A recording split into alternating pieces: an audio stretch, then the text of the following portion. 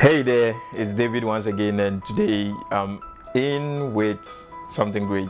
Today I'm just going to talk about 4 books that I have read that has affected my life, and I think at age 20 everybody should read that kind of book. I read it later in my 20s, but I think if you are at age 20 you should get it. I've heard a lot of people saying they don't like reading, but I think if you don't like reading, you should also try the audiobook as well. So let's get started. These books have they don't give direct practical example of what is happening, but it gives you an insight and puts you on the path when you get the idea. And most of them too, it prepares you for opportunities, and that is one thing I like about books. It doesn't immediately give you the direction, but at least it prepares you for opportunities. So let's go in. Let's click in. Let's look at the best 4 books I think I would read again if I was 20.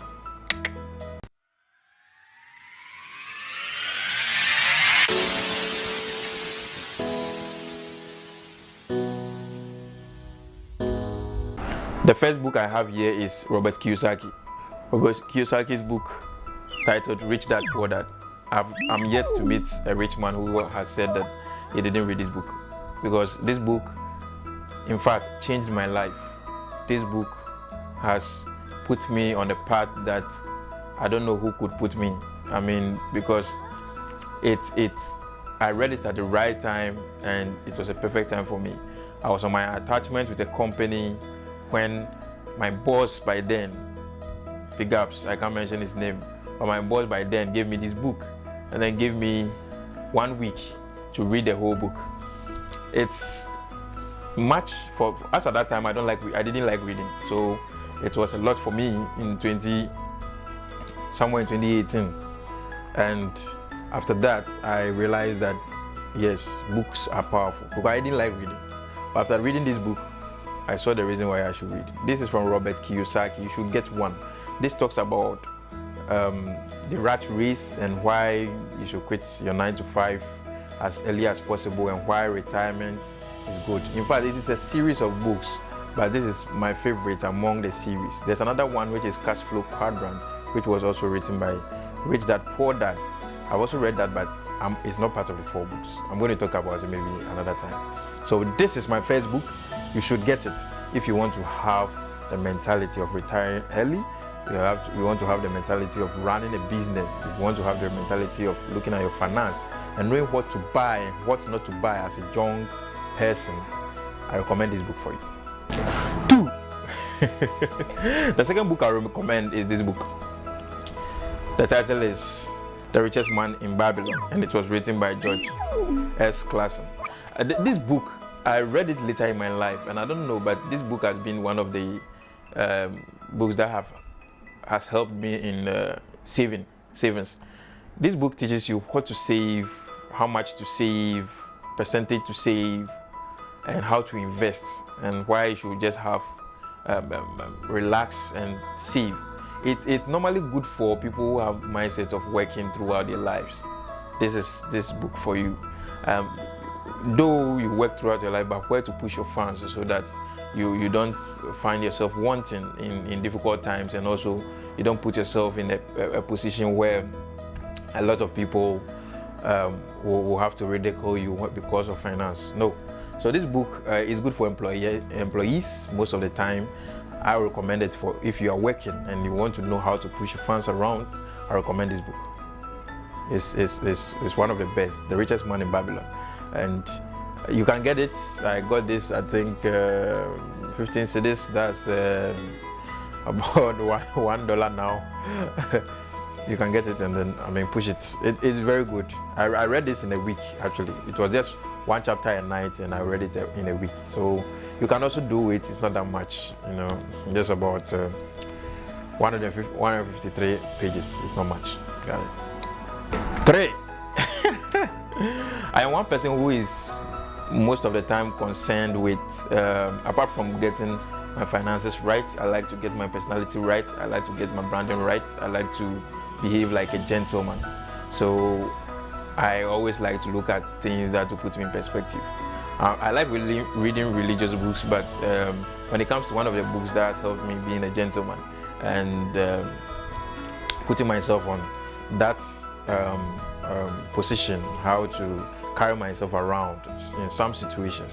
This book, How to Be a Gentleman, was written by John Bridges. I read this book about 2 years ago, and it has helped me a lot. It has put me into positions where you should know when to talk, when not to talk. It has some table etiquettes there, it has some netiquette there. It has a lot, and I recommend anybody who wants to be a gentleman to get it. Just that if you're an African, there are some few parts of it that when you read, it may not really tally with our culture, but greater part of it, if you're in the corporate world, is going to help you. There's no two ways about that, you know. So get one. The link is going to be in the description, and then you can, download it. If you want the audio, you can get the audio book as well. You got it. So we move.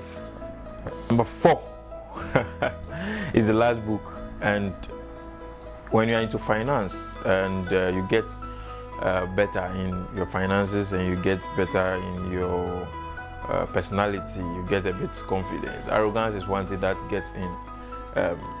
gets in anytime. Everybody knows about that. Everybody who is financially fit will tell you that sometimes you meet people who will be talking in a way that if you have to put your finances down, they shouldn't even talk to you at all. And sometimes you even find yourself in a position where you feel that you're not on the same level with people, and that is where it's very dangerous, because I'm somebody who believes so much in the Bible, and they always say arrogance or being rude is like the first step to your downfall. So one thing you have to make sure you do is you check your ego, and that is why I got this book. This book was recommended by one of the mentors. Actually, it's not a mentor, but it's somebody I look up to. He was doing a YouTube live and mentioned it. The title is Ego is the Enemy, and it was written by Ryan Holiday.